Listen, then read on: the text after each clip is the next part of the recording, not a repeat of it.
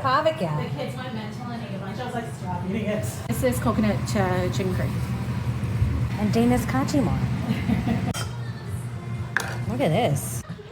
Keeping it totally Malayale style. Yes. Not a proper measuring cup at all. 2.5 of those metal cups. That's correct.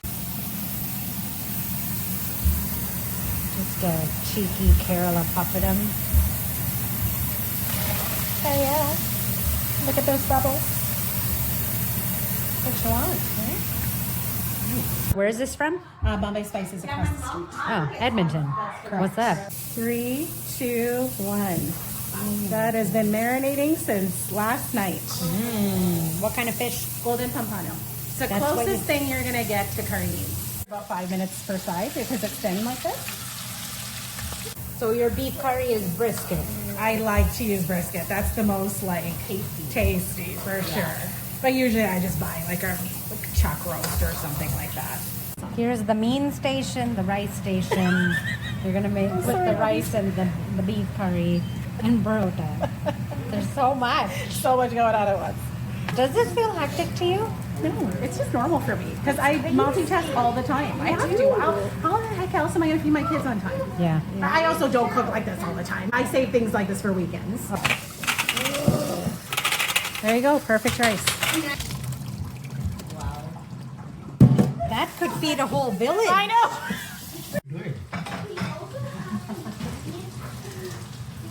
What do you do, like a panel? Where do you... If you need to warm anything up, please go ahead and use the microwave. Whatever you do. Very nice, Daina. Kachi, what's in your chore? What is in your chore? Hello and welcome to What's in Your Chore, a show about Kerala cooking and how it has shaped the lives of those of us in the diaspora. I'm your host, Suni, also known as Sunida, and it's been a little while since my last episode. I hope you all have been doing well. This is what I look like, FYI, with a job, and I'm also very glad to be back working on the podcast. So let's get into today's guest. I did this interview maybe a few months ago and also captured more of the cooking experiences from this guest, which you saw at the top of this episode. Daina is incredibly special to me. She's a dear family friend, a constant presence in my life, and truly part of my chosen family. She is a wonderful, hilarious storyteller. She is an incredible mother and one of those people who can make me laugh until I'm on the floor in tears and then immediately humble me with her everything skills. I don't know how else to put it. She is brilliant in her career, wildly talented and creative, a phenomenal cook, and an even more phenomenal friend. I look at all the things she does and wonder if I'm doing enough in my life. And I think I mentioned this in the episode. She is, without exaggeration, a superhero to me. This episode is a little heavier. It does deal with themes of grief, and Daina spared no stories here. She was extremely kind and generous and vulnerable in this episode. She shared deeply personal stories, and she also cooked for me twice, once during the interview and again on another night when she made a full Kerala meal that heralded back to the meals our parents used to prepare for us on special occasions. You'll see some of the content from our dinner on Instagram and YouTube. You saw it at the top of this episode, like I mentioned. And what does it remind me of? In a society that can feel hyper individualistic and disconnected, people like Daina remind me to embrace my collectivist roots and to not shy away from it, to gather together with people you feel safe with, to share space, and to simply be with one another over an incredible home-cooked Kerala meal. You'll hear how Daina learned to cook through the immense loss of her mother and how she rebuilt her relationship with Kerala food as a way of caring for her own family, as first generation Canadians, it's always moving to see people in our generation carry forward the traditions our parents worked so hard to preserve when they immigrated over here. In Daina's case, cooking became both a necessity, especially at the time when her mom was diagnosed with frontal temporal dementia. And for me, what I've noticed, it is an act of profound love on her part. It's a way for her to honor her mother, Thankamma, whose presence is felt in every story she shares. I'm not going to lie, editing this episode brought tears to my eyes. I don't know how I kept it together during the interview, but I miss Auntie so deeply for Daina's family and for those of us who cherished her. Maybe it's also because of my own experience supporting my dad through his final months of life with a severe and traumatic brain injury. Or maybe it's simply the truth that food, memory, and grief are deeply intertwined in ways that shape us long after the people we love are gone. I don't want to reveal too much because this episode is full of very meaningful conversation. So without further ado, meet the wonderful, the stunning Daina. What's in your chore? Time to get into my radio voice. Okay, I will be in my best behavior. Daina, welcome. Hi, Suni. Thanks for having me. Thanks for joining today, Daina. I'm really excited to interview you. Okay, first question. What's in your chore? What's your favorite plate of chore? Oh boy, this is a very easy one for me. Since I was little, since I first tried my mom's cooking, it would be matta rice, not long grain parboiled rice. So it's like the Kerala version of parboiled rice. And then kachi moru for sure. Spinach thoran, and like a really tasty piece of fried fish. That is my ideal plate. Ooh. Okay, I have questions. Is the matta rice just the brown rice that you get? Yeah, so it's like when you look at the texture of it, it's quite fluffy, but it almost has like brown specks on it. So the stuff that you get right when you go to Kerala, like that's the type of rice I like. We grew up eating parboiled rice, but as soon as I was introduced to the matta rice, I remember telling my mom, like, why don't we ever have this rice? But I think it wasn't readily available when we were here, when we were little. Now I just go behind my house to Bombay Spices and it's right there. So that's what I buy. It's fantastic. I feel like that's where you get the full Kerala experience is when you have that particular kind of rice. Well, okay, so this is a question. I think I've been wanting to get into this a bit, but you boil your rice, I right? do. Yes. Yeah. Actually in a pressure cooker. Oh, you use a pressure cooker. So it's like down to a science for me now. So I have a Tefal pressure cooker and I use probably about, and you know, I'm measuring it like the Indian style, not like with a measuring cup. So 2 cups, and I would say these like Nardin cups. Yeah, the metal ones. Exactly. So 2 cups of the matta rice, and then I fill my pressure cooker up to the maximum level of water. And then I get it on the stove. As soon as it starts to steam, I steam it on high for 15 minutes. And then as soon as the timer's up, I just take it off the stove and let it sit and kind of do its own aftermath of boiling. I let it do its own thing for 5 minutes. And then I take the pressure out. I put it in a colander and rinse the rice and it's done. Is this what was done when you were growing up? No. So, you know, my mom actually didn't use a pressure cooker for cooking rice. She would just do it on the stove. Yes. Now, the thing with matta rice is it takes way longer to cook on the stove, which is why most people use the pressure cooker.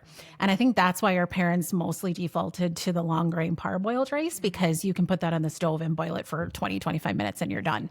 Matta rice would take twice the time to make. I've spoken to mommy about this because she likes having the starch sit on the rice, which is why we grew up boiling it. But then I go on these social media pages and there's so many people smack talking people who boil their rice. And then I got self-conscious. Am I doing something wrong by boiling my rice? You know what? I think it's just whatever fits your style. Like to me, I just feel like it's more authentic when you are boiling your rice. It's just the way our moms have done it and it feels the most natural. So that's why I have just kind of taken on the same process because it works best for me that way.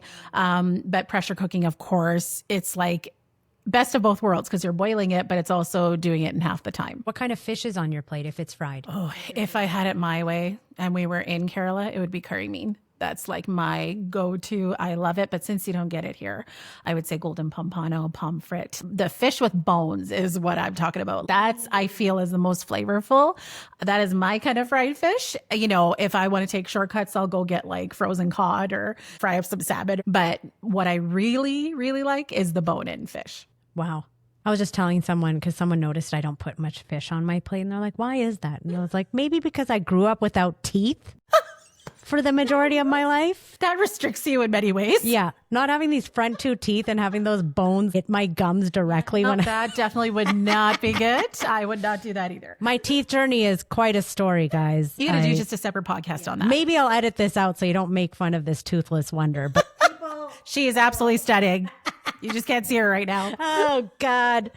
Anyway, yeah, see, this is why I don't have it as much. I went over to my cousin's house actually just a couple days ago and they made their fish, but they did the boneless salmon. Which is very, very good. We just had so much fish growing up. Like, it's just something my parents did. I remember my dad accessing a particular fisherman that people at the church knew, and they all got to have white fish from this particular fisherman that caught the fish and sold them to members at our church. And so I remember my parents getting that, and then my poor mom having to sit and clean it. That's one thing I don't like doing, is cleaning the fish. So now we're really lucky that we have some places like Asian markets in Edmonton that will clean and cut the fish for you. So you don't have to go through that step if you don't have the stomach for it like myself. And it comes cleaned and ready to go. And then, of course, I do a little bit of like washing of it when I get home and then marinate it and you're good to go. So that's why we can enjoy that more often now, because there are places like that that will clean and cut for you. Is it your ideal plate of chore best enjoyed in Kerala, or are you able to replicate that favorite plate here? I think now I've come to a point where I can replicate it here. I've been able to learn from some amazing cooks, including your mother, and just taking memories from when my mom was cooking and just the way it made me feel. And I try to replicate that for my kids. And I think I've done a pretty okay job with it because they tend to enjoy it quite a bit. This is actually leading into some of my other questions. When did your parents immigrate to Canada? Oh my goodness. I think my mom was in her 30s when she first came here. She came as a nurse because, of course, in Canada, there was a strong need for nurses at the time. So that would have been probably in the 70s is when she came. And then she was called back to India, of course, because it was time to get married. That's when she met my dad. They got married. My dad came a year later. It would have been probably about 73, 74. They started their lives together fully. And then, yeah, the rest is history. So, yeah. Why? I mean, I think 74 tracks because the great thing about your parents and my parents' story is your dad and my dad were young whippersnappers in university here. Yeah, they hung out in college together. That is pretty cool. Not knowing how to use a coffee stir stick? Yeah, they thought a coffee stir stick was a straw. Correct, yes. And they learned that very quickly that it was not when all the Sipes were laughing at them. It's a great story. There's just so much to love about stories of immigration and people that come to Canada, and what's considered as a struggle for some may be something that's just a really neat lesson at the end. Mm-hmm. But things that they had to go through that we didn't even have to worry about. That journey, though, of them coming here at that time, what role did Kerala food play in their lives? How did they learn how to cook? How did they get by? And then what role did it play in your life? So my mom is, everything we do, the way we live, the opportunities we have. My sister and I were talking about this recently, is all because of our mom and the movement she started here, being so brave to come on her own and start a life here. She started cooking from a very young age because her mom passed away when she was 10. So it's interesting what life just forces you to do. I think when we have resources in front of us or maybe people to help us with that, we don't tend to take the time to try and learn. But when you're forced into a situation where you're the one that has to feed people younger than you, perhaps, or whatever the case may be, that's kind of what started my mom's cooking journey. So she started to learn how to cook right from a very young age. When she came to Canada, there was a lot of lovely Malayali women with her, and I think they all kind of just learned together. And thankfully, my mom had quite a knack, like your mom, for cooking. And it kind of just evolved from there. She was never shy to try new things. Oh my gosh, her food was unreal. like phenomenal. And with that being said, my dad knew how to cook, but it just wasn't a role men played at that time to be in the kitchen with their wives. He would help her with certain things, but he took on the outdoor duties while my mom was kind of the cook of the house. I think the reason I love it so much to this day is because of what she was able to give us as children. I grew up with a lot of people in our community mentioning how little they cared for Kerala food. And I always found that so interesting because I remember my sister and I just being like, oh my God, my mom's off. I wonder what she's going to make this time. And we just loved her cooking. It was never something where we thought, oh, great, she's making chor and curries again. It was, oh, we can't wait to see what she's making next, because we were so lucky to have that opportunity to have a mother that could cook that well. Yeah. And it's an experience when you are being fed by your mother. There's just something different about it. It's not the same feeling you get when you go to a restaurant. The experience that goes behind a mother cooking for her children is just a different feeling. You can't replicate it, right? Because I feel like it's maybe comfort, feelings of safety. You're seeing this person toil away in the kitchen. You get to see it from beginning to end, right? Yes. As we grew older, we were the sous chefs. That's right. If mommy's working a 3 to 11 shift, you better have all these things prepped so that in the morning she can make what she needs to make and put it in the fridge. We're cutting the onions, or like my brother would cut beans. I still remember cutting beans. Yes. He'd cut beans. They'd ask him to cut the beef because, they're buying this in bulk. And it's hard on you when you're working these hours. Like, you got to do what you can. So you're seeing it from beginning to end, and then it's on your plate. You've touched on how your parents cooked at home for you guys. What was your earliest memory of Kerala food in your house? I remember very fondly loving my parents making the urlas, like the little balls of rice with whatever concoction they had on their plate, making their own little recipe into a little ball and putting it into mine and my sister's mouths. I remember that from a very young age. I would have to say at least 4 or 5. I remember that. And I remember really looking forward to it. It was like my mom that would do it. But my sister would just be sitting right beside her. And there's nothing that tasted better than food that came from her hand. There was just something about it that like you said, it gives you that sense of comfort, the love that's behind it. Like, it's not just a plate of food. There's just so much that goes with it when you're a child and it's coming from a place of love. It is just so different when you're getting it from a mother like the mother I was privileged to have. That was probably my most fondest, earliest memory of experiencing Kerala food. And Trina, your sister, felt the same connection to Kerala food? 100%. She is just like me, loves it and has it whenever she's able to. She's a great cook herself. These are all things that we have picked up just from being around a mother that cooked that well. So we're really lucky. Your mom, we're leading into a heavier topic, but your mom was diagnosed with, was it frontal? Temporal dementia. And that was when you were quite young. Yeah. So if I think back, before the actual diagnosis, I would say she was starting to get symptoms when I was in high school. Just thinking back now from what I know, just from going through it with my mom, the symptoms were definitely showing in high school, but she fully got diagnosed when I was about 21. How did that impact your relationship or change your relationship with Kerala cooking? I'm sure you didn't really have much time to ponder that when something this traumatic comes into your life. And she lived with it for 17 years, right? 17 years she lived with it. I think the saddest part about it is there's, of course, so much that goes with someone who has dementia or who experiences it. First of all, just loss of self is already a huge one. But just seeing someone with so much spunk and character and ability to cook such amazing food, how she was slowly forgetting recipes. Sambar seemed to stick in her mind quite a bit.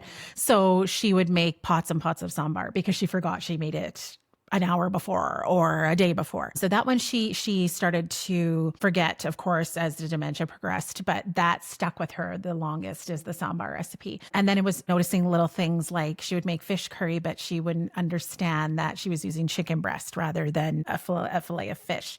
So it was just watching her decline in those areas where she was so strong before. That was really difficult.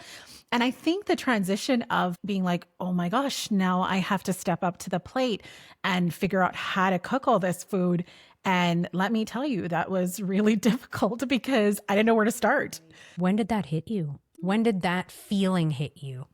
Probably when we got the full diagnosis and when we just realized that cooking was not something she was going to be able to do anymore. So I would say around the 21-year mark is very early on, we figured out this is not going the way we thought it would.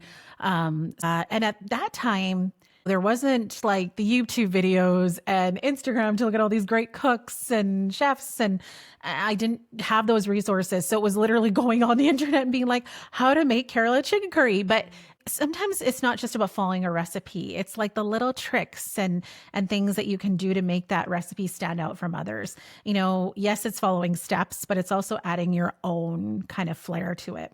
So that took me a while to figure that out. And, you know, I'll tell you a funny memory. Now I laugh at it. At the time, I felt so devastated. But I remember for church, there was always, I think it was around Christmas or Easter, you know, everybody would be in charge of bringing appam or chicken curry or whatever the case may be. That day, my mom was tasked, and this is when people didn't really know she was fully sick. So they had asked our family to do chicken curry. I remember telling this particular auntie, like, oh, I'm actually going to make it because my mom, you know, needs the help. So I'm just going to make it for her. And I made like a different rendition. It was more of like a masala chicken or whatever. And I remember bringing it to church, and rightfully so, like nobody knew or even tried my cooking and things like that. So I completely understand. I was young. Nobody takes the 21-year-olds very seriously when you have all these amazing seasoned cooks around you. And I remember them putting my dish in the kitchen. And then I remember looking around. It was not coming out. It was not coming out. It was not coming out. And then finally at the very end, I remember the dish coming out when everybody was pretty much done eating, and it was placed on the table. And there were some moms who had their young kids who hadn't had a chance to eat yet. And I remember Trina looked at me and she said, oh, there's your dish. And there was like a younger Chechi beside me that was starting to take the chicken. And then as soon as she heard that it was mine, she put the spoon down and looked for something else to eat. So that's where it started. But, you know, there's so much to learn from that, because sometimes it's not how you want to make it. It's kind of like, what's everybody going to enjoy? You know what I mean? So I took that as a learning lesson, and I'm like, I'm going to learn how to make this properly. And it took lots of trial and error, but now I can make it just by thinking off the top of my head how to make it. But it takes practice, right? You can't just be this amazing cook without practicing. You have to try and fail and try again. And commit. 100% is 100% about commitment. That sucks, man. Yeah. For me, being that age, I felt very hurt by it. But when I think back to it, it makes more sense to me now. People are not used to change. I grew up in it. We grew up in a generation where there was few of us that embraced our culture. It was kind of this weird mix, because we're all first generation Canadians. We're trying to assimilate into Canadian culture, plus also keep our culture from back home from our parents. So we were lucky enough that our parents made sure we had that culture in our homes. There were some people I felt that maybe didn't feel they wanted to embrace it as much. So if you think about it, you get this Canadian born Malayali girl who's trying to, you know, throw out some chicken curry here at an Easter celebration. No one's probably going to take you very seriously at first, right? If I'd come straight from India and I had cooked that chicken curry, maybe I'd have a little bit more of a chance. No questions. But let's keep it real, right? I was a girl who was born and brought up in Canada. Nobody thought for a second I would learn how to cook. And so it wasn't taken very seriously at the time. So that's okay. It is what it is. Oh man, I didn't know that story. Yeah. Did you learn any cooking from your mom early on, or Kachi moru. Really? And your mom would know this story. So this is actually another story I could tell you about my first experience learning how to cook from my mom. I watched her often, and there's actually even some things where I think, oh, I wish I knew she was going to get sick later so I could have written this particular one down. But kachi moru, I still remember. She was making it, and I said, Mom, you know, I want to learn how to make this. Show me step by step what you're doing. And so she showed me, and then I felt very compelled to write it in Malayalam. I felt very compelled to do it. So I was like writing each ingredient down, and I remember thinking like, oh, wow, I really did really well with this recipe. Like, can't wait to show my parents. And I showed my parents, and they both just burst out laughing. Nobody would tell me what was going on, but they just burst out laughing. And I was like, what is happening? Why is everybody laughing at me? Doesn't anybody think this is great? I wrote down like the kachi moru recipe and I'm like, shouldn't you be proud of me? And my mom's howling. She's laughing so hard. And she's like, I'm going to show everybody at church how she wrote this. I still remember going downstairs. Your mom was there. Ruby's mom was there. Leslie's mom was there. I can't remember which other aunties, but I remember her taking it to them. They read it and they start howling too. And somebody goes, Ayo, Mayra kari. And I was like, what? And I didn't know what that meant. Instead of morakari? Oh, well, guys. I spelt it as Mayra. So I'm not going to obviously explain what that means on your podcast. For those of you who'd like to look it up, I had to find out a year later from an old Pava Mamachi as to what Mayra meant. I knew what that meant. I'm sure you did. I did not. I was about to define it, but yes. Maybe let's keep this clean. Yes, we will keep it clean. Okay, so that was one thing you learned from her. Yes, so it was a funny experience, but it was great to learn from her. Was that before or after her? Before her dementia diagnosis. Yeah. You know, I have this memory, and as you were speaking, I was thinking about your kitchen and one of the times we came to visit. And this might have been that window of time that we didn't know. That mom was sick. Yeah. Yeah. That people in the community didn't know. But I remember you guys put Post-it notes on the appliances and places in the kitchen so that she would remember where things were or what they were. What they were, more than anything. Yeah. You know, it started becoming a little bit of a safety concern when she was progressing into her dementia diagnosis. And we did have to label things. We had to label things and, you know, on a whiteboard say, this is when we're leaving. This is when we're coming home. Here are our phone numbers. Just starting to do things like putting metal bowls in the microwave. So it definitely ended up being a safety hazard, but we really wanted to try as best as we could to give her as much independence as possible at that time, because she still did have moments of lucidity where she was like, well, what do you mean nothing's wrong with me? So there's nothing worse, I feel, for someone who's been diagnosed with a disease like that, where it tampers with your brain, your memory. If you could have moments where you feel somewhat normal still, give it to them. You know what I mean? So I think that's what we were trying to do, is prolong her independence as much as possible before it came just really bad. So yeah, that's a good memory you have. Yeah, we did that. No one's going to know what this feels like unless you go through it. Your mom is an amazing person, and anyone who remembers her gets this warm feeling in their soul. The way she touched everyone's lives, for you to be her daughter must have felt like a huge privilege, but also, how much did this hurt you for 17 years where no one knows what you're going through? Sometimes our community is not forgiving or not very understanding of what people go through, and everyone has opinions. You guys rallied around your mom in ways that I don't think I could have replicated. Having gone through what I went through with my dad, that was just 19 months of my life of him living with a severe brain injury. But people like you taught me how to move through these moments, loving on them with the most love that you could possibly give them, and respect.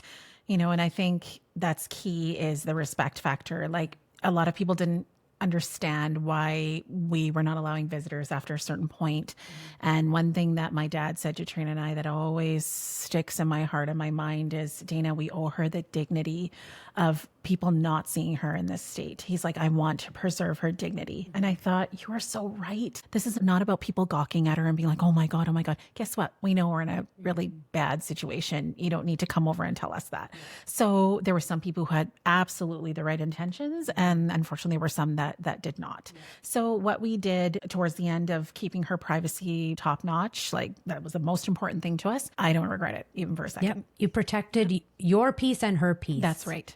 I was wondering if this loss motivated you to seek out other ways to learn Kerala cooking. Where did the motivation come from? So, you know, when I cook, I really do feel it's a way to connect with my mom, her memories, there's so much behind when I cook. It's not just to cook for my family. It's to feel a piece of her, which I am always longing for, no matter how much time has passed. And what's neat about it is you get to be creative at the same time and remember a loved one, right? So I think what was very helpful, and I'm so grateful for to this day, is the aunties I was able to go to ask for advice. Like, your mom taught me so much. I'm so grateful for it. And the way she always welcomed me with open arms, and still does when I have questions about cooking. She doesn't stop for a second to ponder, like, should I tell her, should I not? It's like, this is how you do it. This is what you need to do. Here are some tricks for you. There's so much I learned from her. Deepa's mom, amazing. I learned tons of stuff from her. Ruby's mom, Leslie's mom. Like, there's just so many aunties who are so willing to take me seriously. I'm so grateful for the aunties that I did get to talk to, because before all this stuff was accessible, it was just purely experience from well-seasoned cooks that I could get really neat advice and ideas from. Like, something as small as, I remember Ruby's mom telling me, Daina, when you were making chicken curry, because she had this wonderful chicken curry at her house, and I said, Auntie, how did you make this? I said, there's coconut milk in this, isn't there? And she said, yeah, but it's the Maggie powdered coconut milk. Oh. And that has been a game changer for me. So instead of using canned coconut milk, you use this Maggie powdered coconut milk, in which you can create as much coconut milk as you want for your recipes. You don't have to use a full can or use half and save it for later. So it's just little tricks like that that I've found so helpful throughout my journey. Without those aunties in my life, I don't know how I would have learned, because they were the closest thing to my mom that I could access. I mean, specifically like Leslie's mom, Ruby and Sheena's mom, your mom, they kind of grew up together, right? Working in the same field as well. For sure. You know, they're all kind of old friends from way back when, and learned these things together. What did you do in that time? How were you recording this? Were you committing it to memory, or were you writing it down? Some things were memory. If it was just little tricks like the coconut milk thing, I went and bought it the next day. But there was things I would write down. What was really neat too is my dad, when he went to Kerala, he got me a Kerala cookbook. And so I was able to access a lot of recipes from there. So I do appreciate that about him, because he understood how much I really cared to learn. And so it was cookbooks as well. Right now, I don't think a lot of people look at many cookbooks. Most things are digitalized, or it's a video you watch or something. But yeah, it was cookbooks as well that helped me quite a bit. I'm so proud of you, Dane. This is a part of you where I'm just like, wow, she does a lot. How does she do it? Oh, please. I'm like, I could never. What am I doing with my life? No, you are in the right path for you. That's what's important. Goodness. Okay, so now you have kids. I do. Amazing kids. Yes. You have wonderful children who I've noticed love Kerala food. How did that happen? I think it was just introduction from when they were small. When I cook at home, I cook with lots of love, but I also cook what I cook, and you're going to eat it or you're not going to eat it. And if you're not going to eat it, that's on you. And that doesn't fly in my house. So I started Ro and Sana off quite young, right when they were able to have more solid foods. One of the first things I fed them was chor, moru, and spinach. And I still have a video of Ro taking his first couple of bites by himself with his little spoon. And I guess the love kind of started from there, because when you're making those foods accessible to your children right from when they're young, they don't know any better. That's what they know. So now my children are 12 and 8. And it's so interesting to hear. I do those school boards for the kids when they start their first day of school. And it says, what's your favorite food? And Ro's is always parota and beef curry. Oh, wow, really? Most kids are like pizza or like, something like that. But he is like parota and beef curry. And I remember we'll ask him, what do you want for dinner? Can we go somewhere for parota and beef curry? They're just hilarious. They're pavakya lovers, crazy for papadum. They love all that kind of stuff. And it makes me really happy, because that's how I felt growing up. So I feel like I'm going in the right path if I feel like they're enjoying it as much as I did from my mom when I was that age. Yeah, that's true. Whenever mommy would fry up some pavika, she'd be like, save a bag and give it to Ro, please.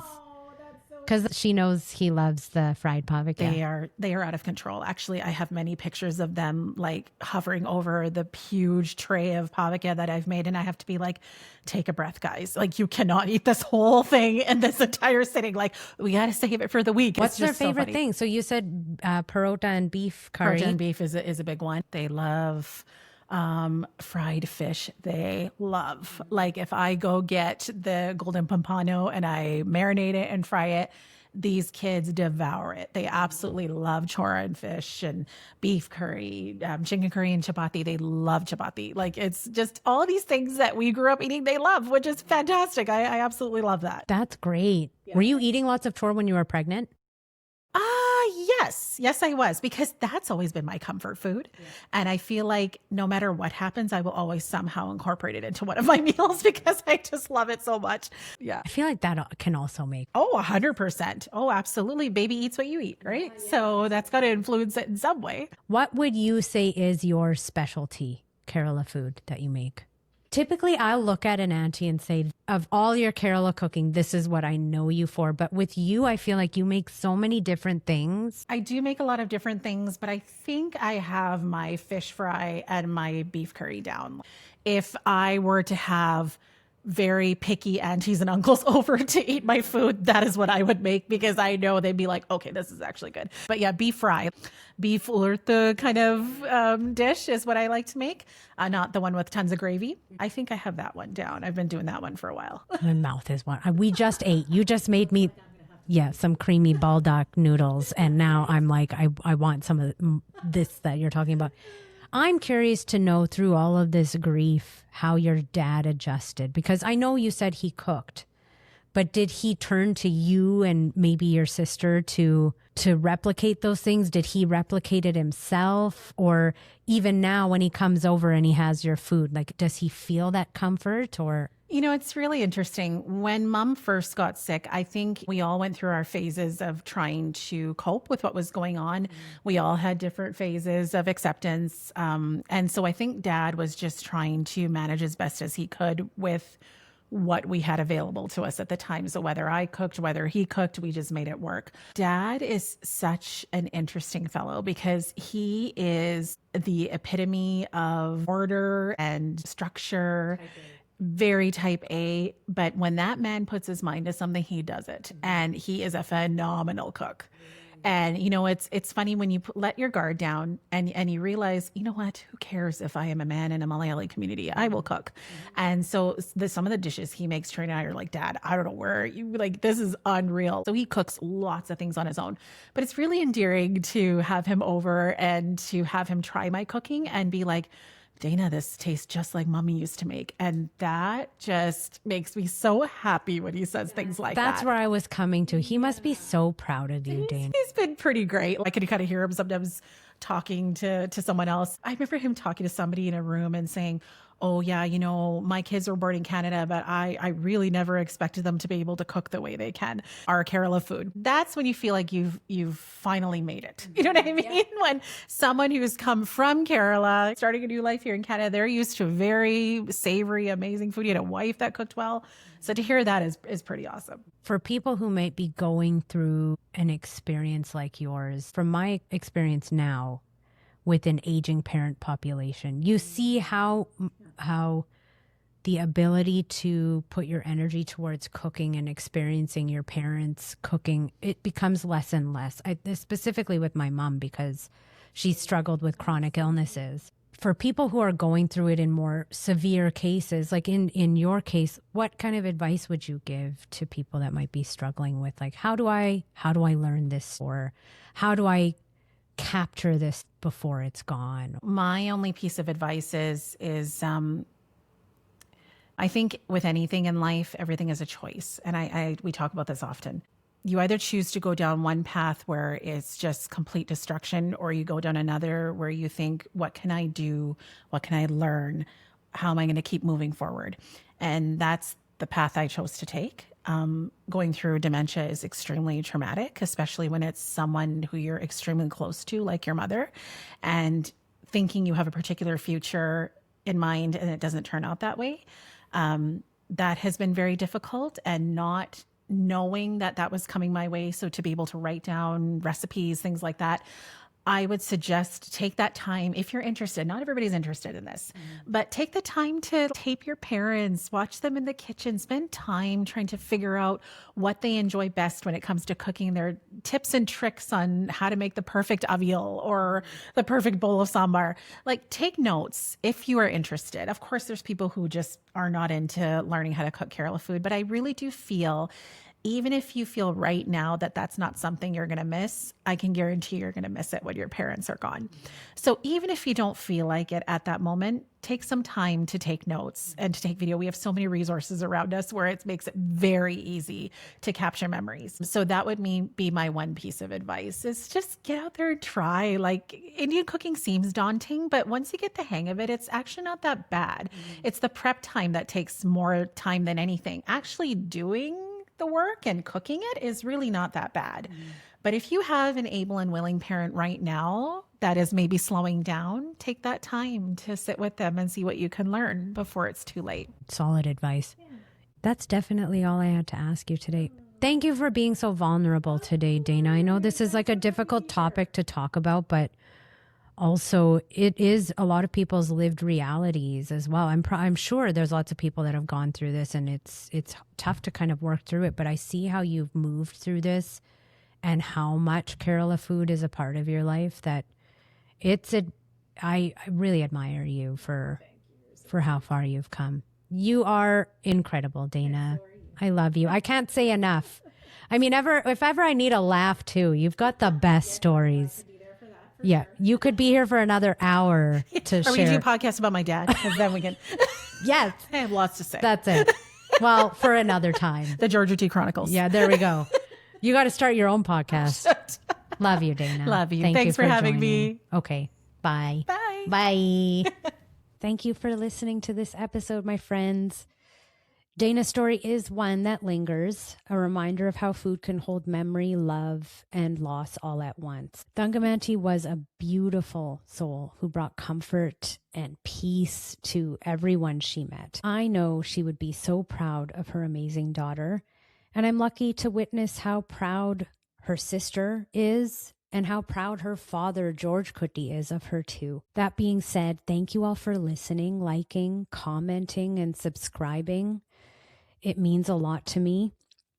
I guess for a little bit of engagement, I really do want to hear from you. What's one dish that instantly brings someone you love back into the room with you? Daina shared how when she has made a curry in a pot, she loves throwing the rice back in the pot and sopping up all the extra curry in there, and that instantly reminds her of her mom. If you have any questions on the dishes Daina made that you saw at the beginning of this episode, please drop them in the comments. I'm not volunteering her to respond. I can also be the conduit to answer your questions on the Kerala cooking. That being said, what's next? What's next? Near future, I'm off to capture Kerala food stories from loved ones in New York, the home of the 2026 NBA World Champions. I can't wait to capture those stories for you. I can't wait to go and be with family and friends over there just for a short amount of time, but you'll see that content eventually. I don't know when you're going to see it, but you're going to see it, God willing. That's it. That's all I got. Thank you for listening. We'll see you in the next episode. Happy summer. Okay, bye. What's in your chore?